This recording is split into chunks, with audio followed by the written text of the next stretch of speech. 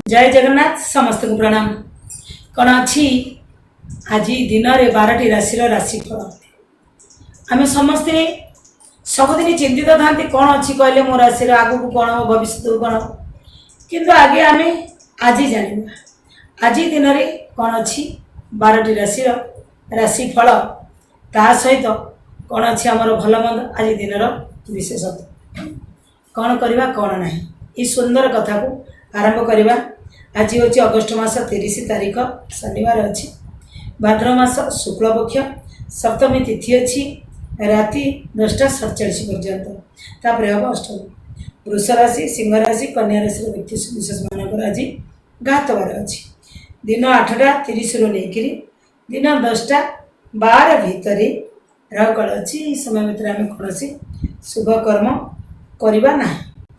जदि कहार मृताहत हो जाउछि ताले 3 पाद पुष्कर दोष लगे दिन 2:37 पर हेले 2 पाद पुष्कर दोष लगे रात्रि 10:47 पर हेले 1 पाद पुष्कर दोष लगे तिथिवार नक्षत्र में पुष्कर दोष लगे से अनुसार आज जो 3 पाद 2 पाद 1 पाद अच्छी पुष्कर लगे द्वारा क्षति कौन हो ना कृषि हानि गो पशु नाश हबार जोग अच्छी गोत्र संपद भी नाश हो। देखो कृषि भल हम ना जदि घरे गाई छेड़ी पाली भी नाश हो। गोत्र संपद गोत्र जो मैंने आमर पूर्व उत्तराधिकारी अच्छे कार असुस्थ हो पारती किसी भी हो पारे से आम कौन करवा ना पुष्कर शांति करवा शांति कर सारी भूमि दबा जदि भूमि क्या आम दे पारना तो भूमि उपर किसी भूमि किसी पैसा आम देदेवा अन्नादि तिलकांचन दान अनत एमती आम समस्त दिखती तिलकांचन दान करवा। आदि कहार प्रथम रज दर्शन हो कौन पुष्कर दोष लगे सप्तमी आज एकदिष्ट पार्वण श्राद्ध ताल न खाइले आम बहुत भल रही। आम आज अमृत बेला देखा तो दिन 8:51 नहीं दिन 12:09 भितर गोटे शुभ बेला अच्छी दिन 3:27 नहीं 5:06 भितर आउ एक शुभ बेला अच्छी राति 8:15 नहीं राति 10:35 भितर आउ एक शुभ बेला अच्छी। यही शुभ समय भितर शुभ कर्म कले बहुत भल रही है। जो 12टी राशि रही आम जमी गोटे लोकर राशि अच्छी से 12टी राशि भितर आज दिन में सर्टकट्रे अल्पे जाना आमर राशिफल। प्रथम राशि हूँ मेष राशि।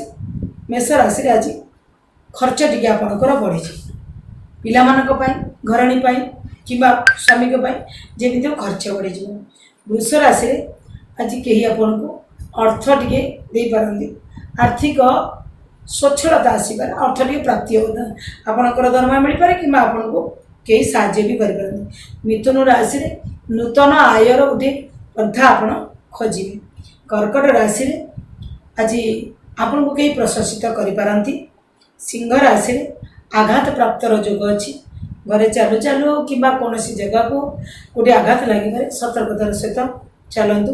कन्या राशि भल आय आज हम जदि बिजनेसमैन अच्छा आपंकर भल 2 पैसा आज आय हम। तुला राशि घर कली को लेकर आज अशांति सृष्टि हम छोटिया छोटिया वाद विवाद बड़ हो पारे तेणु घरे जदि कली हो दर्शक बंधु परस्पर कली हवा भर जड़े कि चुप रही गले कलीटा अल्पे शांत हो जाए आर्गुमेंट कले कथा माजिले बढ़ी थाए मोटा होता है सूता माजिले सरू कथार अच्छी तेणु जड़े चुप रहा दरकार। बिछा राशि नूतन स्थानर लाभर जोग अच्छी जमी किणी पारती घर चेंज कर पारती आज आपणकर ट्रांसफर भी हो पारे एमती हो पारे।